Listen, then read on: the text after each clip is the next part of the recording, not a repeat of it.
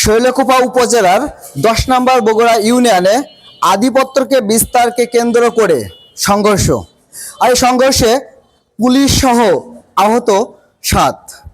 Police ছিলেন হাটহাজিপুর ক্যাম্পের police সদস্য সোহেল রানা, উনি এখন চিকিৎসাধীন অবস্থায় রয়েছে এবং বাকি যে 7 জন রয়েছে তারা সবই শৈলকুপা হাসপাতালে চিকিৎসাধীন রয়েছে। ইতিমধ্যে আপনারা দেখতে পাচ্ছেন যে পুলিশ এবং আর্মির যে 8টি গাড়ি বহর 10 নম্বর বগুড়া ইউনিয়নের বগুড়া বাজারে তারা অবস্থান করছে। বর্তমান পরিস্থিতি থমথমে একটা পরিস্থিতি বিরাজ করছে। দর্শক, আপনারা জানতে পারছেন এবং দেখতে পারছেন ভিডিও চিত্রের মাধ্যমে পুলিশের গাড়িগুলো এবং পুলিশের বা সেনাবাহিনীর যে কড়া পদক্ষেপ নিয়েছে সেটাই দৃশ্যটা আপনারা দেখতে পারছেন। আমরা ইতিমধ্যে আপনাদের জানাই রাখি যে 10 নম্বর বগুড়া ইউনিয়নের যে আধিপত্যকে বিস্তারকে কেন্দ্র করে যে ঘটনা আজ সকাল থেকে শুরু হয়েছে তা আসলেই দুঃখজনক। আমরা দেখতে পাচ্ছি যে শতাধিক পুলিশ এবং 3 থেকে 4টি গাড়ি সেনাবাহিনীর গাড়ি এখানে এসেছে। তারা পরিস্থিতিকে নিয়ন্ত্রণ করার জন্য রয়েছে এবং আপনাদেরকে যদি আরও দেখাই, আমরা দেখতে পাচ্ছি বা ইতিমধ্যে আপনাদের আরও দেখাইছি আগেই যে বেশ কয়েকটি বাড়ি 2-3টে বাড়ি ভাঙচুর করা হয়েছে। পুলিশ সদস্য এবং সেনাবাহিনীর সদস্য পৌঁছানোর আগেই 2 থেকে 3টে বাড়ি ভাঙচুর করা হয়েছে এবং আহত হয়েছে পুলিশ সদস্য সহ 7 জন।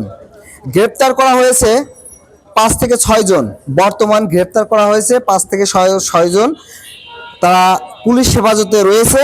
আমরা ইতিমধ্যে আপনাদেরকে দেখাচ্ছি, আপনারা দেখতে পাচ্ছেন যে পুলিশের যে কঠোর পদক্ষেপ নিয়েছে বগুড়া ইউনিয়নে তার ধারাবাহিকতা আপনাদেরকে দেখানো হচ্ছে।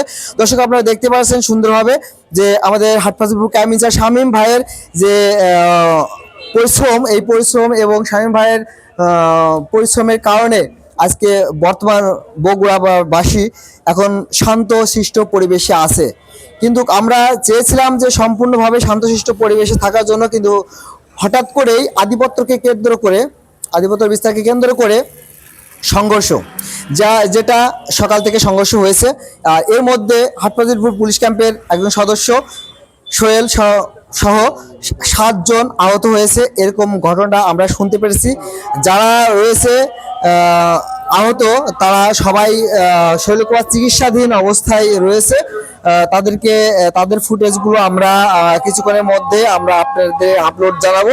আমরা সরাসরি লাইভ করছি, আমরা সরাসরি লাইভ দেখাচ্ছি আপনাদেরকে বগুড়া 10 নম্বর বগুড়া ইউনিয়ন থেকে, বাড়াইহুদা গ্রাম থেকে আপনাদেরকে সরাসরি লাইভ দেখানো হচ্ছে। আপনারা দেখতে পাচ্ছেন যে পুলিশের কঠোরতা এবং সব প্রশাসনের কঠোরতা ভূমিকা পালন করছে, এরকমটাই আমরা দেখতে পারছি।